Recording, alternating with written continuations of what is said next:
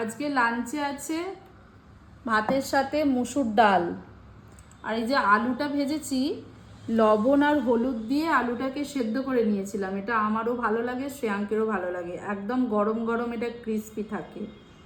কুমড়োলি করেছি অল্প, কুমড়োলিটা এরকম ঘুরিয়ে গেছে। একটু লেবু পেঁয়াজ নিয়েছি। আর এই রেসিপিটা তো আপনারা দেখেইছেন, পমফ্রেটের রেসিপি। তো শ্রেয়াঙ্ক খেয়ে বলবে কেমন পমফ্রেট মাছটা বানিয়েছি। আর একটু টক দই নিয়েছি, তো শ্রেয়াঙ্ক খেয়ে জানাবে। চলুন।